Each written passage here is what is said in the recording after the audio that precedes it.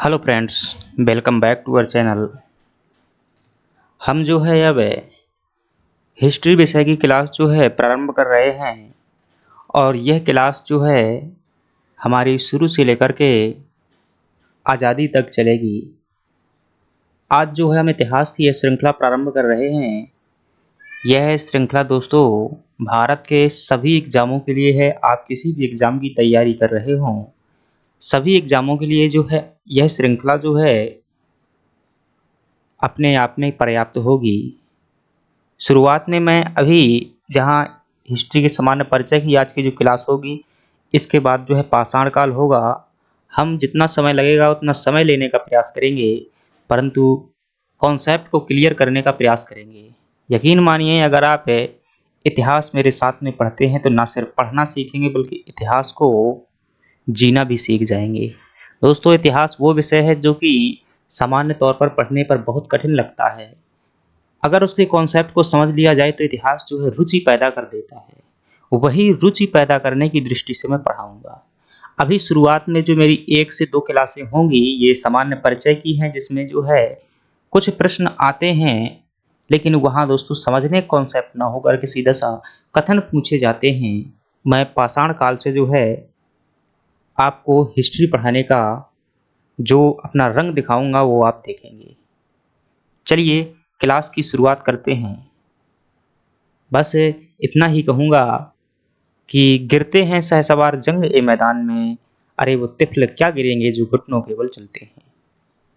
तो अगर आप शुरू से लेकर के शुरुआत करते हैं अंत तक, तो यकीन मानिए गिरना तो निश्चित है कि गिरेंगे, क्योंकि आप उस रेस में भाग ले रहे हैं जहाँ पर बहुत ज़्यादा भीड़ है और भीड़ में गिरना लाजमी है। लेकिन गिरते वही हैं जो घोड़े पर चढ़कर सवार होते हैं। बाकी देखने वाले तो क्या गिरेंगे, जो घुटनों के बल चलते हैं, जो चढ़ना ही नहीं जानते हैं घोड़े पर, वो कैसे गिर सकते हैं। इसलिए वो नहीं गिरेंगे। उनकी बातों को नज़रअंदाज करते हुए आप जो है चलने का हुनर सीखिए और किसी एक पर विश्वास कीजिए। यकीन मानिए कि जो आप शुरू से अंत तक उसके साथ में रहिए, वो ही आपको क्या कर देगा, एक वो व्यक्ति बना देगा जो कि आप एक योग्य व्यक्ति बनेंगे।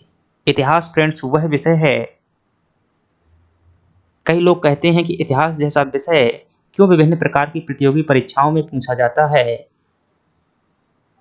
और क्यों नहीं इतनी एडवांस टेक्नोलॉजी पूछी जाती कि इसकी जगह पर कुछ और पूछ लिया जाए, टेक्नोलॉजी पूछ लिया जाए, करंट अफेयर पूछ लिया जाए। फ्रेंड्स, आप देश के शासन प्रशासन में वो जिम्मेदारी निभाने वाले हैं, इसलिए ऐसे व्यक्ति को पता होना चाहिए हमारा समाज कैसा था, हमारा कल्चर कैसा था, किन लोगों को दर्द हुआ है, और वह आगे चल कर के आप उस जिम्मेदारी में बैठने वाले हैं ताकि अपने इतिहास से जो है कुछ सीख सकें। इतिहास दोस्तों एक विषय नहीं है, अपने आप में संपूर्ण विषयों को समाहित करता है। वह विज्ञान का भी इतिहास हो सकता है, वह धर्म का भी इतिहास हो सकता है, वह राजनीति का भी इतिहास हो सकता है, वह अर्थव्यवस्था का भी इतिहास हो सकता है, वह समाज का भी इतिहास हो सकता है, और वह राजा महाराजा का इतिहास तो होता ही है। साथ ही अपनी कला संस्कृति का भी इतिहास हो सकता है। तो आप जिस देश में रहते हैं उस देश की अगर कला संस्कृति नहीं समझ सकते, तो जिन लोगों के साथ जिनके ऊपर आपको प्रशासन करना है, तो उनकी भावनाओं को कैसे समझ सकेंगे। तो उनकी भावनाओं को समझने के लिए इस देश की परंपरा, कला और विचारों को समझना है। किस प्रकार से विद्रोह होते रहे, किस प्रकार से किसकी नीतियां परेशान करती रहीं, ये सभी इतिहास में हमें पढ़ने को मिलती हैं। चलिए क्लास की शुरुआत करते हैं दोस्तों। आज जो है मैं क्वेश्चन के साथ में बात करूंगा, क्योंकि यहाँ से मेंस में कोई प्रश्न नहीं बनता। और फ्रेंड्स, यकीन मानिए सिंधु घाटी सभ्यता से जो आप देखने को पाएंगे, क्लास को जो है इस प्रकार से समझेंगे इतिहास को कि आप समझने के बाद ही महसूस करेंगे कि हाँ, इतिहास किस प्रकार से पढ़ा जाता है। यूट्यूब पर दोस्तों ऐसा इतिहास नहीं पढ़ाया जाता, ना ही ऐसा कोई सामान्य सभी सब्जेक्ट पढ़ाए जाते हैं।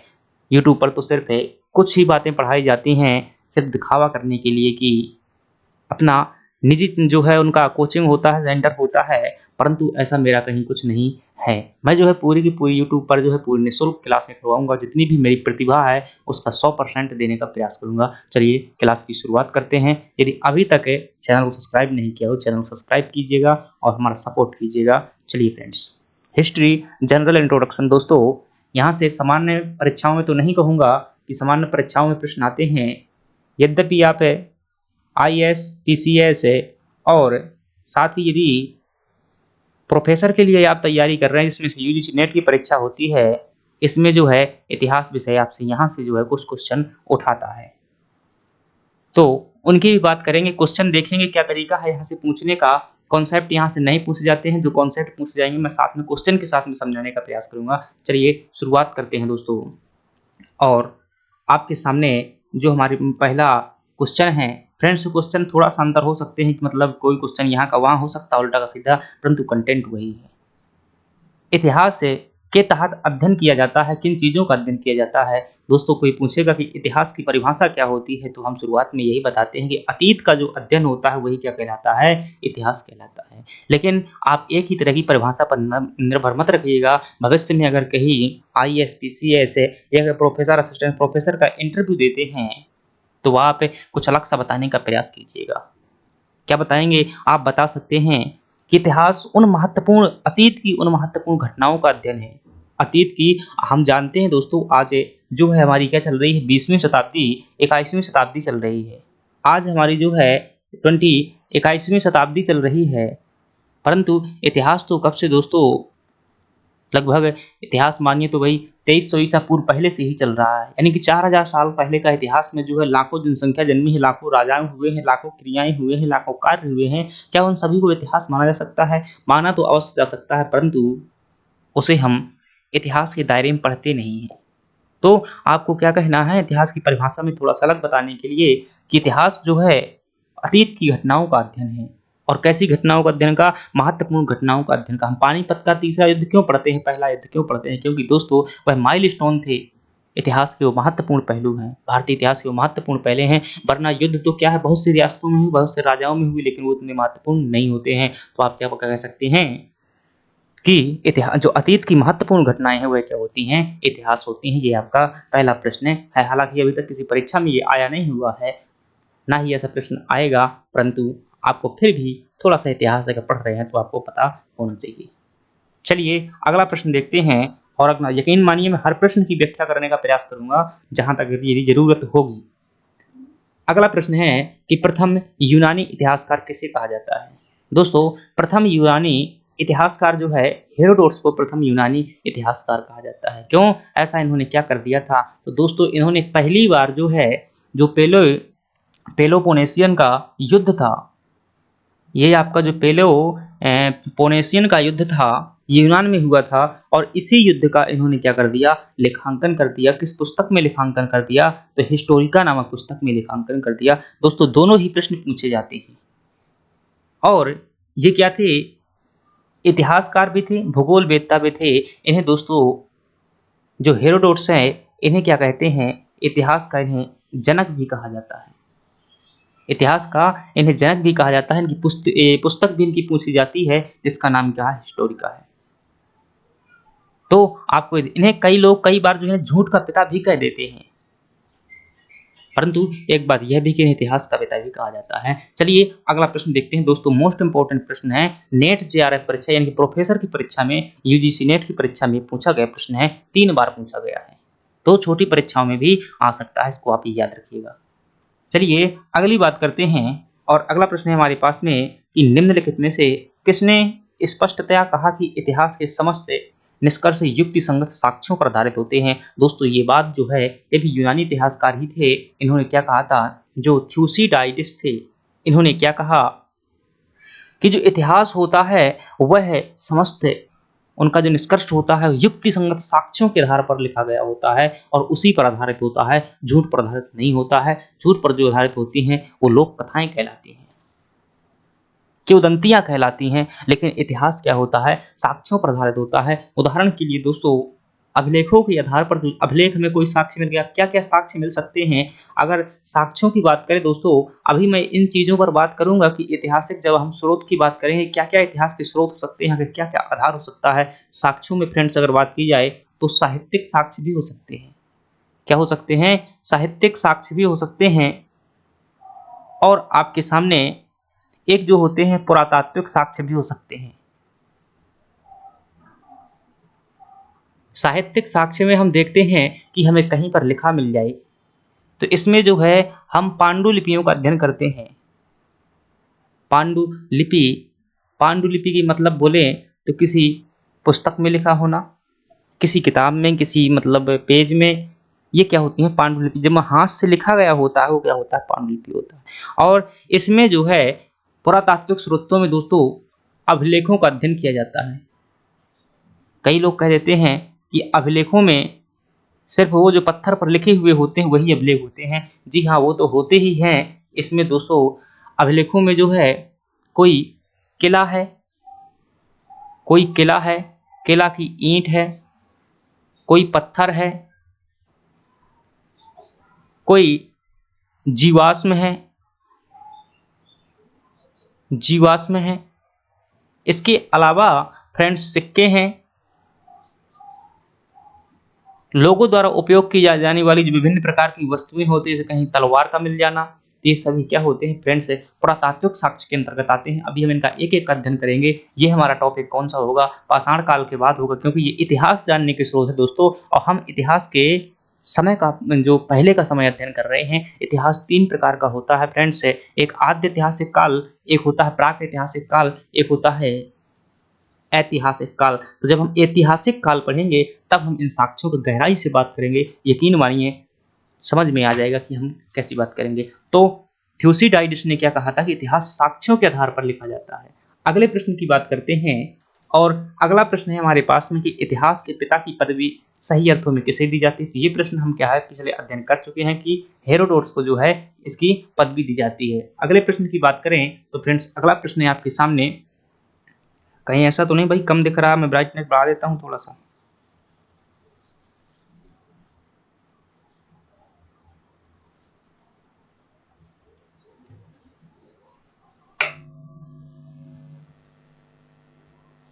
चलिए अगला प्रश्न है जो हमारे पास कि निम्न में से किसने द्वंद्वात्मक भौतिकवाद के सिद्धांत का प्रतिपादन किया था।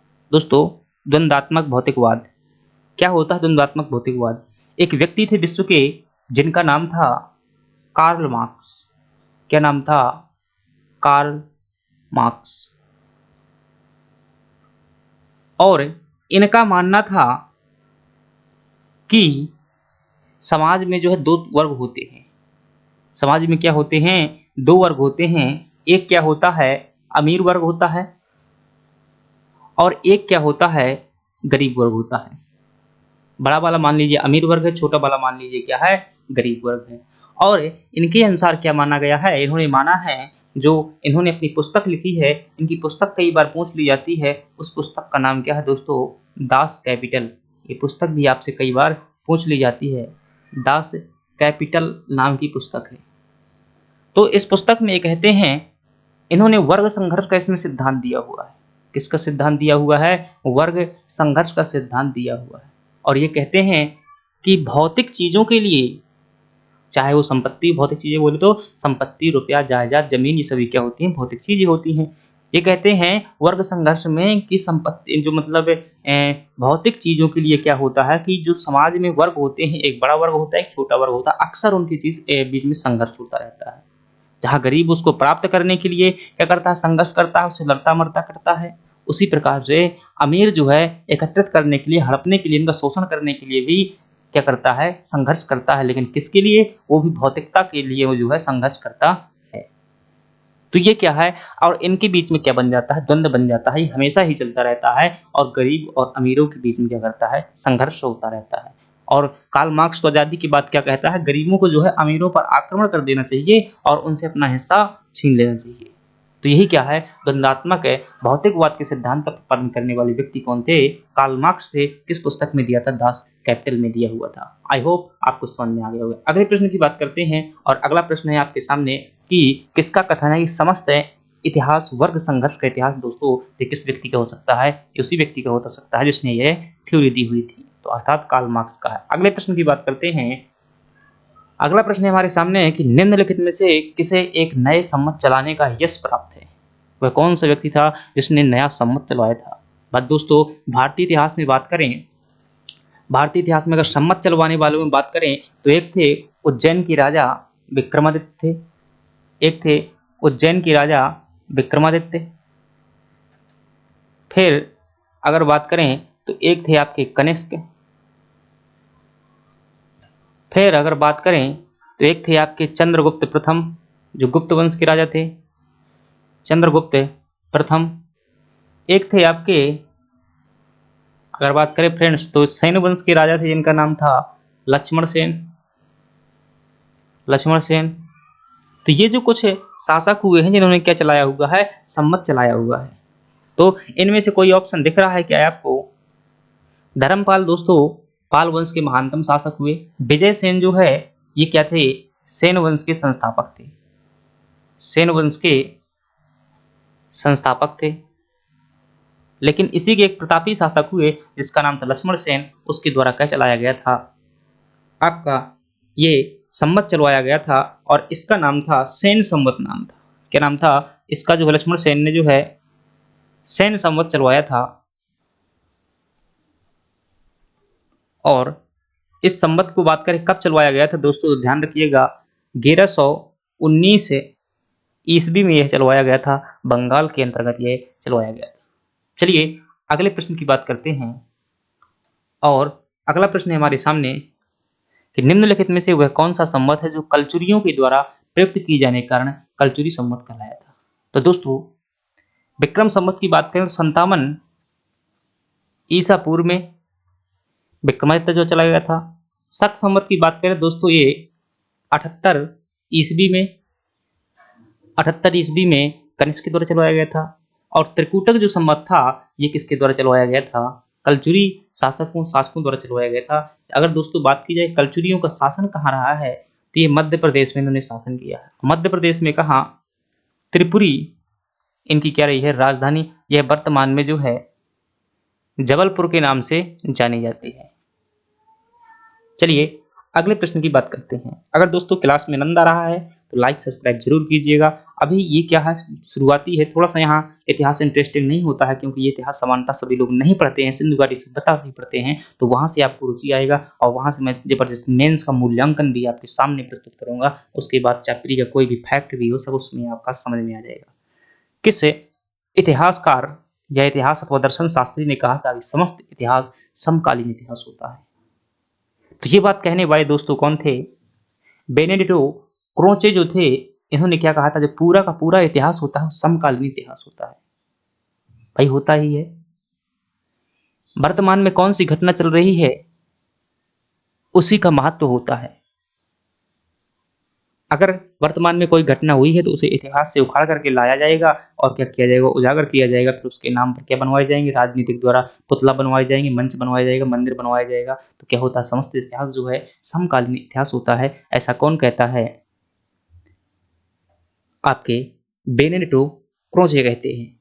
अगले प्रश्न की बात करते हैं। और फ्रेंड्स अगला प्रश्न है कि कैलेंडर में विक्रम संवत 2063 लिखा हुआ है, तो शक संवत क्या होगा। दोस्तों ध्यानपूर्वक समझिएगा, जो विक्रम संवत है, जो विक्रम संवत था ये कब चलाया गया था, ये 57 बीसी में चलाया गया था। बीसी का मतलब क्या होता है और एसी का मतलब क्या होता है। बीसी का यूं समझिएगा कि वो होता है बिफोर क्राइस्ट, यानी कि ईसा पूर्व। और जो शक संवत चलाया गया था, शक संवत चलाया गया था दोस्तों ये 78 एडी में चलाया गया था। और एडी का मतलब होता है दोस्तों ईसवी। क्या होता है, ईसवी। और इसका मतलब क्या होता है, ईसा पूर्व होता है। अब बताइए 57 बीसी में चलाया गया था। अब 57 से आप वापस आइए, सॉरी ये 58 में चलवाया गया था, मैं 57 में क्यों कह रहा हूँ, 58 में चलवाया गया था। 58 से आप वापस आइए, 58 से आएंगे 57, 56, 55, क्योंकि ईसा पूर्व क्या चलती है, उल्टी चलती है। 58 से आएंगे आप वापस तो कहाँ तक आएंगे, 0 तक आएंगे। तो कितने वर्ष हो जाएंगे आपके, 57 वर्ष हो जाएंगे। 57 वर्ष यहाँ पर हो जाएंगे, प्लस है अब 0 से कहाँ तक जाएंगे, ईसवी की ओर जाएंगे। तो 78 वर्ष आपके ये हो जाएंगे, 57 0 से 78 तक 78 वर्ष हो जाएंगे। तो दोस्तों शक संवत और विक्रम संवत के बीच में कितना अंतर होता है, 135 वर्षों का जो है हमें अंतर दिखाई देता है। शक संवत और विक्रम संवत के बीच में कई बार प्रश्न आता है दोस्तों, ऐसा नहीं आता है आपको कुछ लिख करके दे देगा और कहेगा इसको विक्रम संवत में बनाओ, इसको शक संवत में बताओ। तो ध्यान रखना एक बात, चाहे से आप ट्रिक समझ लीजिए, समझदारी समझ लीजिए, कुछ भी समझ लीजिए, जब बात अगर कोई शब्दावली दी हुई है और वो किस में पूछता है कि विक्रम संवत में बताइए। तो दोस्तों जब भी विक्रम संवत में बात करें और ईस्वी में दी हुई है तो क्या हो जाएगा, वहां पर थोड़ा समय क्या हो जाएगा दोस्तों, बढ़ जाएगा। क्यों? ऐसे कहे कि वर्तमान में क्या है भाई, 2010 है, 2010 चल रहा है, और इसे कहे कि किसमें बताइए, विक्रम संवत में बताइए कितना होगा, विक्रम संवत में बताइएगा। तो ये किस में चल रहा है, तो ये 2000 जो है 10 ईस्वी चल रही है। तो इसमें क्या करना है आपको, ये सॉरी घटेगा, ये क्या आएगा, पीछे वो आ जाएगा, क्योंकि वो बीसी में था तो फिर क्या है 57 क्या कर देना है, इसमें घटा देना है। प्रश्न देखते हैं, आपको समझ में आ जाएगा। कैलेंडर में विक्रम संवत 263 लिखा हुआ है, तो शक संवत क्या होगा,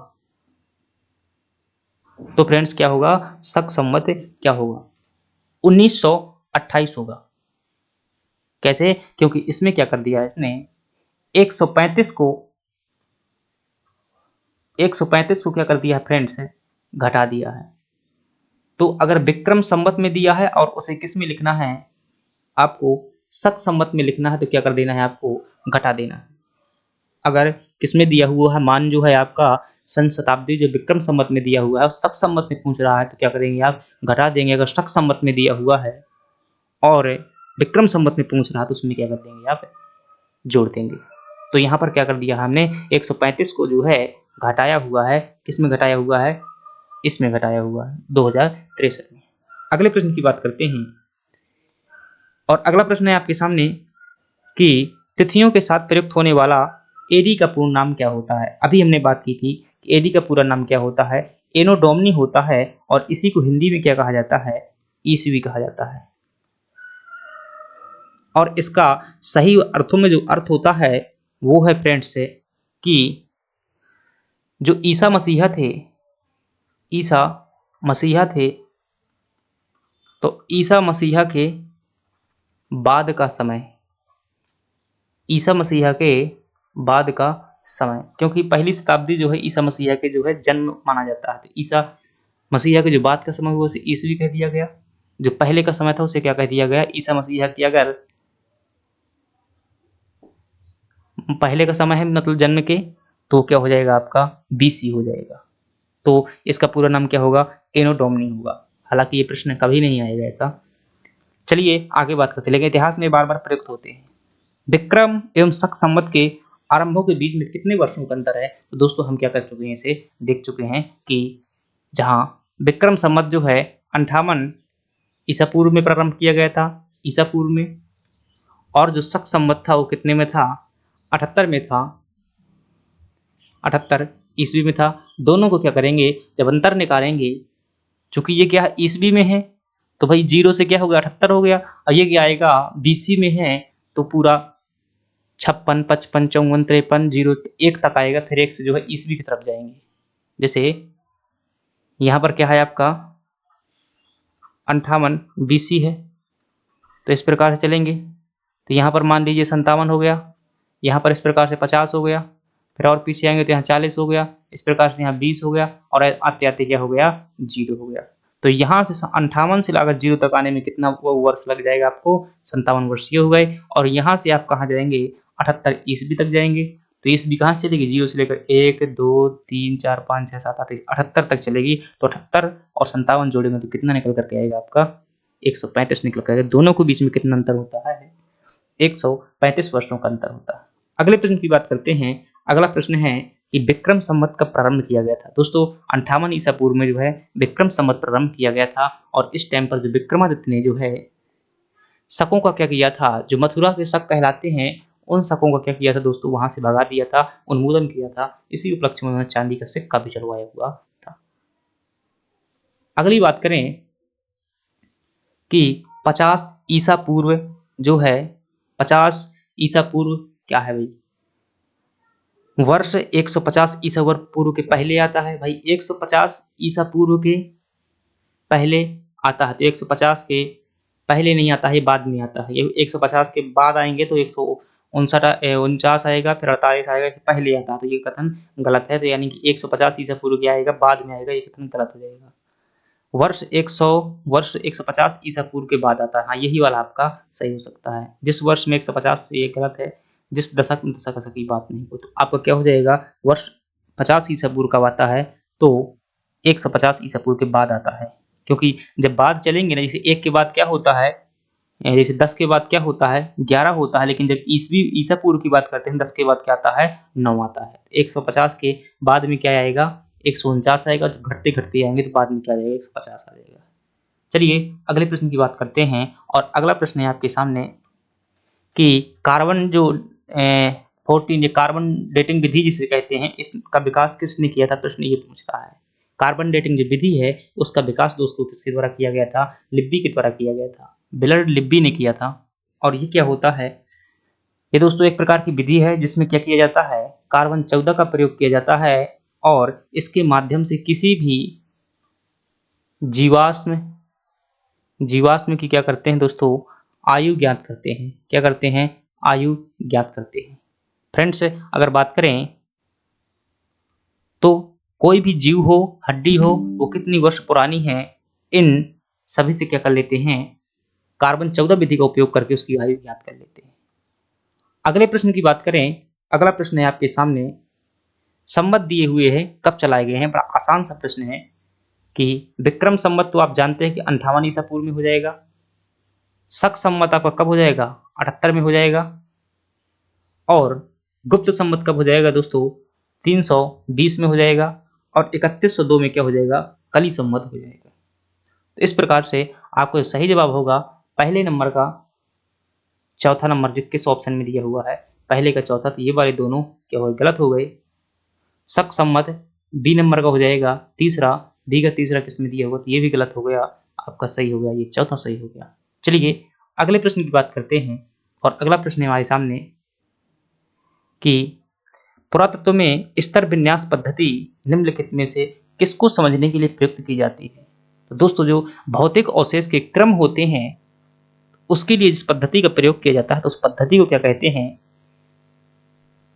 स्ट्रेटिग्राफी कहा जाता है या स्तर विन्यास पद्धति कहा जाता है। उदाहरण के लिए आप इतिहासकार हैं और इस प्रकार से यहाँ कोई नगर बसा हुआ है, तो जो क्षैतिज खोदने की प्रक्रिया होती है, अवशेष खोदने की प्रक्रिया होती है, उसी को क्या कहते हैं, भौतिक अवशेष क्रमिक निक्षेप विधि जो कहते हैं। और ये किसी है, इसी से संबंधित है, स्तर विन्यास पद्धति कहलाती है। अगले प्रश्न की बात करते हैं, और अगला प्रश्न हमारे पास है कि काष्ठ, अस्थि और शंख के पुरातत्वीय नमूनों का काल निर्धारण की निम्नलिखित में से कौन सा अपनाया जाता है दोस्तों, कार्बन 14 अपनाया जाता है। क्यों, क्योंकि इसका प्रयोग किस में किया जाता है दोस्तों, जीवाश्मों की आयु ज्ञात करने में किया जाता है। जीवाश्मों, और जीवाश्म में दोस्तों केवल मनुष्य बस नहीं आता है, किसी भी प्रकार का जीव हो या जीव का कोई उत्पाद हो, क्या कोई भी जीव हो, जीव की हड्डी हो, बाल हो, नाखून हो, चाहे जीव को, तो पौधे किसका उत्पाद है दोस्तों, लकड़ी किसका उत्पाद है, पौधों का उत्पाद है, पौधे भी एक प्रकार का जीव है। हड्डी किसका उत्पाद है, मनुष्य का उत्पाद है। शंख जो क्या है, ये भी एक प्रकार की जीव का उत्पाद है, जो समुद्रों द्वारा सीप, शंख, मोती, जो ये भी आपका शंख एक प्रकार का क्या है, जीव का उत्पाद है। अभी आप सिलेंट्रेटा शंख पढ़ेंगे जीव विज्ञान में, तो वहां पर आपको देखने को मिल जाएगा। अगले प्रश्न की बात करते हैं, और अगला प्रश्न है हमारे सामने कि कार्बन डेटिंग निम्न की आयु निर्धारण हेतु प्रयुक्त होती है। जो कार्बन डेटिंग विधि है किसकी आयु निर्धारण के लिए प्रयुक्त की जाती है, तो आप जान सकते हैं कि जीवाश्मों की आयु निर्धारण करने के लिए प्रयुक्त की जाती है। हालांकि पौधों की आयु भी निर्धारण करते हैं, लेकिन फ्रेंड्स पौधे जीवाश्म के अंदर ही आ जाते हैं। चलिए इसका विकास किसने किया था, जीवाश्म, ये कार्बन डेटिंग विधि का बिलर्ड लिब्बी द्वारा जो है इसका विकास किया गया था। 2-4 बार इन प्रश्नों को पढ़िएगा, आप समझेंगे, लेकिन ये प्रश्न यहाँ से आ रहे हैं। चलिए बात करते हैं अगले प्रश्न की कि भारत का राष्ट्रीय पंचांग संवत किस पर आधारित है। जो दोस्तों भारत का वर्तमान कैलेंडर है, राष्ट्रीय कैलेंडर, वो शक संवत पर आधारित है। और शक संवत कब चलाया गया था, 78 BC में चलाया गया था, 78 AD में चलाया गया था, 78 ईस्वी में चलाया गया था। और किसके द्वारा चलाया गया था, शक शासक, जो कुषाण शासक जो था दोस्तों, क्या कुषाण शासक ये कनिष्क के द्वारा चलाया गया था, कनिष्क के द्वारा चलाया गया था। चलिए अगले प्रश्न की बात करते हैं, और अगला प्रश्न है कि तिथियों के साथ प्रयुक्त होने वाला BC का मतलब पूरा नाम क्या है। तो इसका भी दोस्तों क्या होता है, बिफोर क्राइस्ट होता है, यानी कि ईसा मसीहा के बाद का समय होता है। सॉरी पहले का समय होता है, वो बाद का समय क्या होता है, ईसवी होता है। पहले का समय क्या होता है, ये पहले का समय क्या हो जाएगा आपका, जैसे यहाँ लिखा हुआ है पहले का समय क्या होता है बीसी यानी कि ईसा पूर्व होता है, बाद का समय क्या होता है ईसवी होता है। अगले प्रश्न की बात करते हैं। अगला प्रश्न है कि चालुक्य विक्रम संवत का प्रचलन करवाया था। कौन से चालुक्य शासक ने जो है विक्रम संवत का प्रचलन करवाया था। दोस्तों ये प्रश्न जो थोड़ा सा कठिन है लेकिन पूछा नहीं गया है अभी तक, फिर भी आप याद रख सकते हैं। विक्रम संवत जो है विक्रमादित्य 6 द्वारा क्या चलवाया गया था, जो चालुक्य शासक थे उनके द्वारा विक्रम संवत चलवाया गया। तो वास्तव में जो है विक्रम संवत जो पूछा जाता है आपसे परीक्षा में, तो वो आपसे पूछा जाता है विक्रमादित्य द्वारा चलाया गया था, जो कि मध्य प्रदेश के उज्जैन के राजा थे, गर्दभिल्ल वंश से संबंधित थे। अगले प्रश्न की बात करते हैं और अगला प्रश्न है गुप्त संवत 319-20 को प्रारंभ करने का श्रेय किसे जाता है।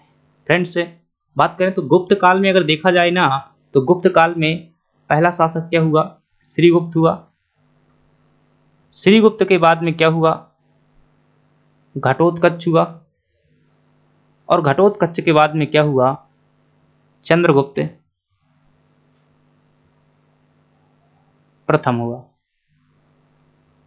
फ्रेंड्स चंद्रगुप्त प्रथम जो है, ये दोनों को दोनों शासक क्या थे, किसी के अधीन शासक थे, मतलब स्वतंत्र नहीं थे।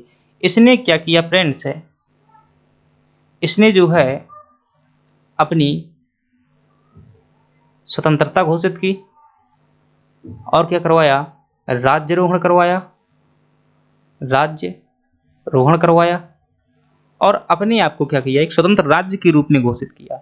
उसी स्वतंत्रता के उपलक्ष्य में जो है 319-20 में क्या चलाया गया था, चंद्रगुप्त प्रथम द्वारा यह जो है आपका गुप्त संवत चलवाया गया था। इसी समय पर 319 में भी उसने एक राजा रानी प्रकार का, राजा रानी प्रकार क्या जारी किया था, उसने सिक्का जारी किया था जो कि सोने का था। अगले प्रश्न की बात करते हैं और अगला प्रश्न हमारे सामने कि इतिहास विगत की राजनीति है, यह कथन किसका है। दोस्तों यह कथन जो है आपका सीले महोदय का है, और ये क्या कहते हैं कि इतिहास जो है विगत की राजनीति है, जो मतलब पिछले सालों में या राजा महाराजाओं द्वारा राजनीति की जा रही थी, वही क्या है, इतिहास है। अर्थात वर्तमान में जो भारतीय राष्ट्रीय कांग्रेस है, भारतीय जनता पार्टी व अन्य पार्टियों के नेताओं द्वारा क्या की जाती है, राजनीति की जा रही है, वो आगे चलकर क्या बन जाएगी, इतिहास बन जाएगी। किसने कहा हुआ है, सीले ने कहा हुआ है। पूछा हुआ प्रश्न है 2013 में जो है यूजीसी में। अगले प्रश्न की बात करते हैं और अगला प्रश्न है आपके सामने, निम्न कथनों पर विचार कीजिए तथा नीचे दिए गए कूट से सही उत्तर चुनिए। विक्रम संवत 58 ईसा पूर्व में चलाया गया था, ये फ्रेंड्स बिल्कुल सही बात है। जो शकों का उन्मूलन करने के उपलक्ष्य में उज्जैन के राजा विक्रमादित्य द्वारा जो है चलाया गया था। शक संवत सन 78 से प्रारंभ होता है, यह भी बात दोस्तों सही है, और यह जो है कनिष्क द्वारा चलवाया गया था। गुप्त संवत 319 से प्रारंभ होता है, तो यह बात भी फ्रेंड्स सही है, अभी हमने पिछले में पढ़ा था। भारत में मुसलमान शासन का युग 1191 से शुरू हुआ। अब इसे सही करना उचित है या नहीं है, फ्रेंड्स देखें तो 1194 में चंदावर का युद्ध होता है, और वास्तव में जो शुरुआत हुआ था मुसलमान शासन का, वो कब से हुआ था, 1206 से हुआ था, जब कुतुबुद्दीन जो क्या नाम था भाई, मोहम्मद गौरी का जो गुलाम था ऐबक, उसके द्वारा दिल्ली सल्तनत की स्थापना की थी। तो ये बात क्या हो जाएगी, हमारी गलत हो जाएगी। प्रश्न क्या रहा है, कौन सी बात सही है, तो 1 2 3 सही है, तो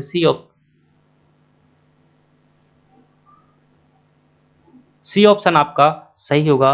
1 2 3 बातें सही होंगी, इसमें जो है सी आंसर थोड़ा सा गलत टाइप है। विक्रम संवत 58 ईसा पूर्व से आरंभ हुआ, शक संवत 78 से प्रारंभ हुआ, गुप्त संवत सन 319 से प्रारंभ हुआ। तीनों बातें दोस्तों सही है, चौथी बात जो है आपकी गलत थी, तो 1 2 3 ही सही होगा आपका। अगले प्रश्न की बात करते हैं और अगला प्रश्न है फ्रेंड कि 1015 ईस्वी किस शताब्दी में आती है। तो दोस्तों जिस शताब्दी में आती है, तो जैसे कि जहां से भी शुरू होता है, एक से शताब्दी में क्या होता है, एक से लगा के 100 तक की बात की जाती है। अब जैसे 1000 लिखा हुआ है तो ये क्या हो गया भाई, 10वीं शताब्दी है, 10 तो क्या हो जाएगी, 10वीं शताब्दी हो जाएगी। लेकिन 1001 लिखा हुआ है तो क्या 10वीं शताब्दी होगी क्या, तो 10 तो है, लेकिन ये 10 के जो है बात आगे निकल चुकी है, तो ये किस में आ जाएगा, 11वीं शताब्दी में आ जाएगा। 1015 किस में आ जाएगा दोस्तों, 11वीं शताब्दी में आ जाएगा। आपका जो प्रश्न होगा 11वीं शताब्दी, ध्यान रखना, ये देखो ईसा पूर्व लिखा हुआ है या ईसवी लिखा हुआ है, इनमें कंफ्यूज मत हो जाना, थोड़ा सा ध्यान करके लगाना। अगले प्रश्न की बात करते हैं। हर्षवर्धन ने 606 ईस्वी में हर्ष संवत की स्थापना किस उपलक्ष्य में की थी, दोस्तों अपना राज्यारोहण करवाने के उपलक्ष्य में की थी। अभी जब हम हर्षवर्धन की बात करेंगे तो इसमें आ जाएगा। अगली बात करते हैं, इतिहास जो है अपने आप को दोहराता है, यह बात किसने कही हुई थी, दोस्तों कार्ल मार्क्स जो है, यह बात जो है कार्ल मार्क्स द्वारा ही थी। यार ये आंसर जो है इनके गलत टाइप हो गए हैं, गलत लिखे हुए हैं, तो आप ध्यान रखना, ये बात जो है किसके द्वारा कही गई थी, इतिहास अपने आप को दोहराता है, यह बात है कार्ल मार्क्स के द्वारा कही गई थी।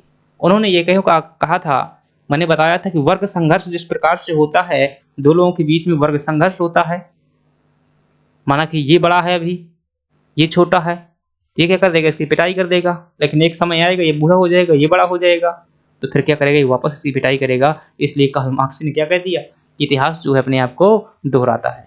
लेकिन ऐसा होता भी है भाई, पता नहीं, लेकिन इनका कथन आपको याद रखना है। अगले प्रश्न की बात करते हैं, और अगला प्रश्न है, इतिहास अतीत एवं वर्तमान के बीच अंतहीन वार्ता है, यह कथन किसने कहा हुआ था, यह कथन जो दोस्तों कहते हैं E.H. कार ने कहा था। अंतहीन वार्ता, इसका कोई अंत ही नहीं है, किसके बीच में, अतीत और वर्तमान के बीच में। हाँ बिल्कुल सही बात है दोस्तों। अब इस भारतीय इतिहास की बात करूं तो मुख्यतः 2300 BC से प्रारंभ होता है, 2300 ईसा पूर्व से मान लीजिए प्रारंभ होता है सिंधु घाटी सभ्यता से, और वर्तमान में क्या चल रहा है भाई, 2024 चल रहा है। अब इनके बीच में क्या हुए हैं, लाखों जनसंख्या हुए, लाखों राजा हुए हैं, तो भाई अध्ययन करते रहो, हर व्यक्ति का अध्ययन करो, हर व्यक्ति 100 साल 200 साल का होता रहा है, कितनी जनसंख्या रहेगी तो उसका अंत नहीं निकाल सकते हो इतिहास का, इतिहास बहुत गहरा होता है। फिर व्यक्तियों का अध्ययन कर लिया तो फिर क्या भाई, पशुपालन का अध्ययन करो, इतिहास का अध्ययन करो, अर्थव्यवस्था का अध्ययन करो, भूगोल का अध्ययन करो, राजनीति का अध्ययन करो, तो क्या हो जाएगा, इतिहास अंतहीन वार्ता है, किनके मध्य में, जहां से इतिहास शुरू होता है अर्थात अतीत से, और वर्तमान जो चल रहा है उनके बीच में क्या है, अंतहीन वार्ता है। आई होप आप समझ गए होंगे। अगले प्रश्न की बात करते हैं, और अगला प्रश्न है हमारे पास है कि कार्ल मार्क्स ने वर्ग संघर्ष की प्रक्रिया को निम्नलिखित में से किस सिद्धांत की मदद से समझाया था, तो दोस्तों द्वंदात्मक भौतिकवाद की मदद से समझाया था, ये हम बात कर चुके हैं। अगले प्रश्न की बात करते हैं, और अगला प्रश्न है आपके सामने, शक संवत का प्रारंभ किस सम्राट के शासनकाल में 78 ईस्वी में हुआ था, ये बात भी कर चुके हैं दोस्तों, कनिष्क के समय पर हुआ था। इसमें आंसर पता मत जाइएगा, जो मैं कह रहा हूं वही सही है। कनिष्क का जो शक संवत का प्रारंभ हुआ था कनिष्क के समय पर हुआ था, तो इन पर मत या गलत लिखा हुआ टिक जो मैं लगा रहा हूँ वो सही होंगे, और उनकी व्याख्या ही बताऊंगा जहाँ पर दिक्कत लगेगी। अगले प्रश्न की बात करते हैं। अगला प्रश्न है आपके सामने कि जो ओक साठ है, ट्रेवेलियर है, कालिंगवुड है, ब्यूरी है, ये विभिन्न प्रकार के अपने इतिहास के संदर्भ में क्या देते हैं दोस्तों, मत देते हैं। अगर ओक साठ की बात करें तो ये क्या कहते हैं, ये कहते हैं कि सच यह है कि इतिहास में जो है अतीत वर्तमान के साथ बदलता रहता है। ये क्या कहते हैं कि जो इतिहास होता है वह अतीत के साथ बदलता रहता है। अब ये कैसा कहते हैं कि वर्तमान में जो गतिविधि चल रही है अगर उसका महत्व होगा, उसके जो है मतलब समर्थन करने वाले ज़्यादा लोग होंगे तो क्या हो जाएगा, वो महत्वपूर्ण हो जाएगा, उसे चढ़ा बढ़ा करके दिखाया जाएगा। परंतु आगे चल करके दूसरे खेमे के व्यक्ति आएंगे, दूसरे पक्ष के व्यक्ति आएंगे, तो वो अपने लोगों क्या करेंगे, इतिहास उखाड़ेंगे। इतिहास क्या कहता है कि वर्तमान के साथ में बदलता रहता है। तो आई होप आपको समझ में। पहले नंबर का तीसरा लगाइए और ऑप्शन को काटना बंद कर दीजिए। देखिए भाई पूरे के पूरे ऑप्शन कट रहे हैं, पहले का तीसरा जो है आपका। इसी प्रकार से इन प्रश्नों में जो बहुत आसानी होती है, बस देख करके डर लगता है, एक ही प्रश्न से क्या निकल आए, हमारे सभी उत्तर निकल आए। चलिए अगले प्रश्न की बात करते हैं। द हिस्ट्री पुस्तक के रचनाकार कौन है दोस्तों, हेरोडोट से ही ये पुस्तक लिखी हुई थी, और इनकी प्लस एक पुस्तक और है हिस्टोरिका, और ये कुछ अलग अलग नहीं, वही पुस्तक है दोस्तों हिस्टोरिका। ये भी किसकी है, हेरोडोटस की है, झूठ का पिता कहा जाता है। और इन्होंने जो अपने इतिहास का विषय बनाया था, यूनानी इतिहासकार थे। अगले प्रश्न की बात करते हैं और अगला प्रश्न है आपके सामने कि हम इतिहास से यही सीखते हैं कि आदमी इतिहास से कुछ भी नहीं सीखता। यह कथन किसका है? हीगल भाई साहब ने ये क्या कह दिया है? हीगल ने जो यह कहा हुआ है कि हम इतिहास से यही सीखते हैं कि इतिहास से लोग कुछ भी नहीं सीखते हैं। ये इनके कहने का मायना क्या है? इनका कहने का मायना है कि जैसे मैं वर्तमान परिस्थितियों को समझा रहा हूँ, समझने का प्रयास कीजिएगा कि हमारे शासनकाल में जो भारतीय इतिहास में एक सभ्यता रही है जिसका नाम क्या है? हड़प्पा सभ्यता है। कौन सी सभ्यता रही है? हड़प्पा सभ्यता रही है। और कई जो है इतिहासकार मानते हैं कि हड़प्पा सभ्यता का पतन जो है सूखा व जलवायु परिवर्तन के कारण हुआ है। किसके कारण हुआ है? सूखा और जलवायु परिवर्तन के कारण हुआ है। तो हमें इतिहास से यह सीख जाना चाहिए कि पेड़ नहीं काटना है क्योंकि सूखा पड़ रहा है, जलवायु परिवर्तन हो रहा है, पेड़ नहीं काटना। ये क्या है? इतिहास से हमें सीख जाना चाहिए, हमारे शासकों को सीख जाना चाहिए, हमारे नेताओं को सीख जाना चाहिए, वैज्ञानिकों को सीख जाना चाहिए। लेकिन वृक्ष तो क्या कर रहे हैं? हम काट रहे हैं। आज भी वृक्ष काटे जा रहे हैं ना। कई लोग उन्हें क्या कर रहे हैं? कह रहे हैं कि भाई ना काटो, लेकिन कई लोग तो कह रहे हैं ना, कई लोग को मतलब ही नहीं काटो। तो यही कहते हैं कि हम इतिहास से यही सीखते हैं कि लोग इतिहास से कुछ नहीं सीखते हैं। सिंधु घाटी सभ्यता की जो परिस्थिति आई थी उसके लिए क्या जिम्मेदार था? जलवायु परिवर्तन जिम्मेदार था। और जलवायु परिवर्तन क्यों हुआ था? क्योंकि जंगलों का वहां पर क्या किया गया था? पक्की ईंटों का प्रयोग करके तबाह किया गया था। तो हमें पेड़ नहीं काटने चाहिए थे, प्रकृति संरक्षण किया जाना चाहिए था। लेकिन प्रकृति का संरक्षण न करके हम क्या कर रहे हैं? पेड़ काट रहे हैं। इतिहास का जो कथन है, आई होप आपको मैं इसका मतलब समझाने में सक्षम हुआ होऊंगा। ये क्या कहते हैं भाई? कार साहब ने जो कहा था कि अंतहीन वार्ता है इतिहास। क्या है? अंतहीन वार्ता है अतीत और वर्तमान के समय में। और जो ये मार्क्स महोदय कहते हैं, ये क्या कहते हैं भाई? दो वर्गों के बीच संघर्ष का परिणाम जो क्या है? इतिहास है। वर्ग संघर्ष की जहां पर बात है वो कैसे होगी? दास कैपिटल से संबंधित या कार्ल मार्क्स से संबंधित होगी। अगले प्रश्न की बात करते हैं और अगला प्रश्न है आपके सामने कि चंद्रगुप्त प्रथम ने गुप्त संवत का प्रारंभ किस उपलक्ष्य में करवाया था? ये बात भी कर चुके हैं, राज्यारोहण के उपलक्ष्य में करवाया था। और ये कब करवाया था? 319 ईस्वी में जो है करवाया हुआ था। अगले प्रश्न की बात करते हैं। अगला प्रश्न है आपके सामने, पुलकेशन प्रथम का बादामी शिलालेख एक शक वर्ष 465 का दिनांकित है। मतलब कि 465 का दिनांकित है। किसमें? शक संवत के अनुसार, अर्थात 78 ईस्वी के अनुसार जो है 467 में 65 में दिनांकित है। 65 में दिनांकित है। यदि इसे विक्रम संवत में दिनांकित करना है तो क्या करना होगा?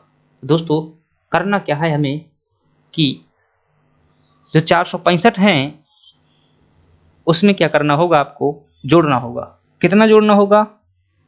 135 जोड़ना होगा। क्यों? क्योंकि ये किस में पूछ रहा है? विक्रम संवत में दिनांकित करना है। अगर विक्रम संवत में करना है क्या करेंगे? जोड़ेंगे। अगर शक संवत में करना है तो क्या करेंगे? घटाएंगे। आई होप आप समझ गए होंगे। तो 135 वर्ष जो है आपका क्या कर जाएगा? इसमें जुड़ जाएगा। कितना आ जाएगा? 600। इसका आपका सही जवाब हो जाएगा।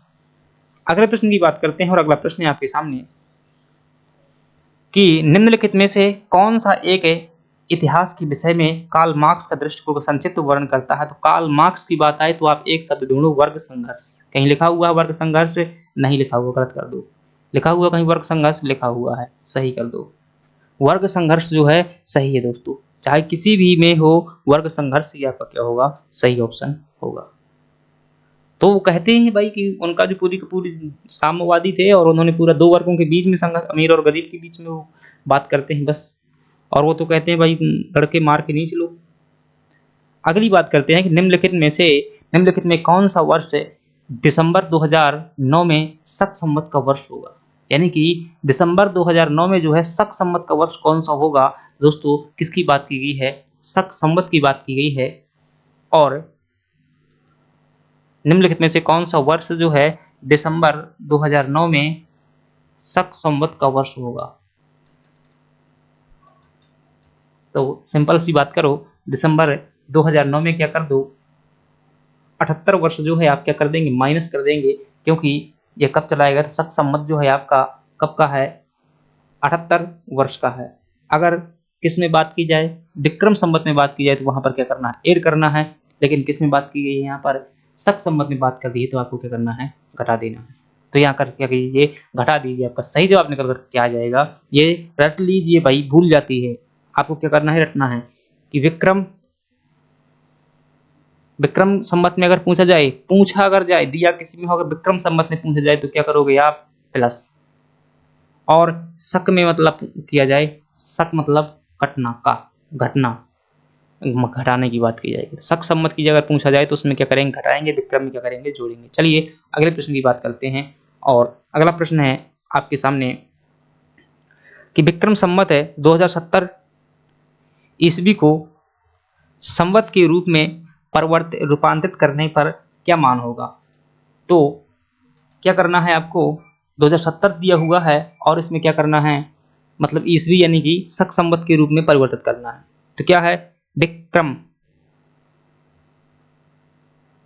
विक्रम संवत में दिया हुआ है, पूछ किस में रहा है आपको, शक संवत में पूछ रहा है, क्योंकि ईस्वी मतलब क्या है, शक संवत है। तो अगर विक्रम संवत में पूछे, अगर विक्रम में पूछे कि विक्रम के रूप में करना है तो क्या करोगे, प्लस करोगे। अगर पूछे कि शक में बताना है तो शक मतलब कटना यानी कि घटना, माइनस। तो इतना ध्यान रखिए। तो ईस्वी मतलब क्या है, ईस्वी का मतलब ही क्या है, शक, क्योंकि 78 ईस्वी में शक संवत प्रारंभ होता है, विक्रम संवत तो 58 ईसा पूर्व का था। तो इसका सही जवाब आपको क्या निकल करके आएगा, इसमें क्या करेंगे, 78 माइनस करेंगे,